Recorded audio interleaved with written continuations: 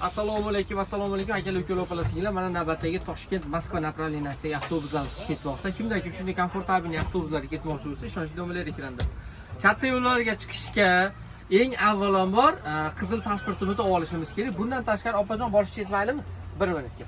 Bamdaqa bolishalarni mana opamiz modnisniki manaqa bolishalarni olsanglar, yo'lda bo'yninglar og'rimaydi. Agar domobod uxlab qolsanglar ham ketib qolmaysizlar. Shunaqa narsalarni olishni tavsiya qilaman. Ba'zi sizlarga ham agar iloji bo'lsa yo'lda olib olinglar. Maza qilib ketasizmi opajon? Kim shunday komfortabilniy avtobuslarda shunaqa sharoit zo'r avtobuslar ketmoqchi bo'lsa, tavsiya qilamiz. Ishonchli nomerlar ekranda. Nima deysiz aka? Avtobus haqida. Zo'r. Yaxshimi? Tavsiya qilsa bo'laveradimi? Hozirda pokiza prema qo'yilib o'tirdingizmi? O'zimizni qo'yildi. Tavsiya qilsa bo'laveradi. Kelishaversin. Akalar, ukalar, har bir yo'lovchiga 65-70 kilogrammgacha yuklar palovjda bemalol olib kelib ketsa bo'lar ekan aka.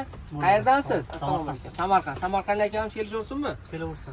Akalar, bizda nafaqat Moskva orqali Sankt-Peterburg shahriga ham ketsanglar bo'ladi. Shunday komfortabilniy avtobuslar. To'g'rimi aka? Qayerga ketyapsiz? Assalomu alaykum. Qayerdan keldingiz?